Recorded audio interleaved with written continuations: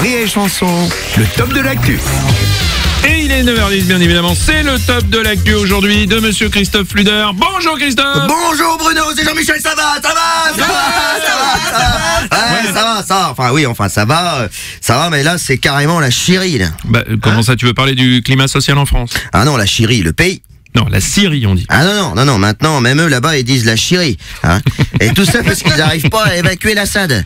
Non, la ZAD, qu'est-ce que ça vient foutre là, Notre-Dame-des-Landes, je comprends rien. Non Bruno, l'Assad. Bachar el-Assad, le dictateur syrien.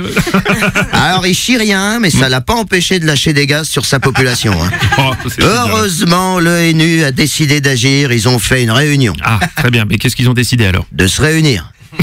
Ah bah là, Bachar, il trempe dans ses chaussettes. Hein. Ah bah tu m'étonnes. Surtout qu'à la fin de la réunion, ils se sont tous mis d'accord, ils ont fini par commander une pepperoni sans anchois.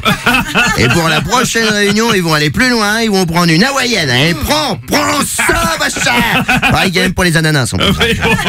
Ouais, ce serait bien qu'ils se décident quand même sur une action plutôt que sur le choix de la pizza quand même, hein, on est d'accord? Oui, parce qu'en attendant, c'est les Syriens qui tombent comme des dominos.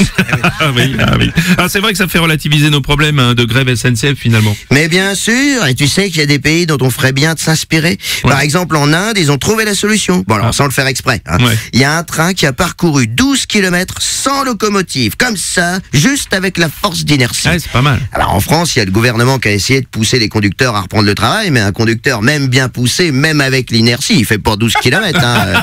Alors, au mieux, tu le retrouves à la cantoche, mais... T'as raison. Tiens, allons voir les infos à l'étranger. Mais oui, mais viens, partons au Canada, tiens, à Ottawa. Ça dit, je vais reprendre le cabinet du docteur Norman Barwin. Ah, c'est qui celui-là encore? Je crains le pire. Ah, tu peux. J'ai Le peur. type médecin spécialiste de la fertilité a inséminé son propre sperme à 11 patientes. Ah, alors depuis, il a dû arrêter. Hein. Je Ouais. crois qu'aujourd'hui, il est testeur chez Sopalin.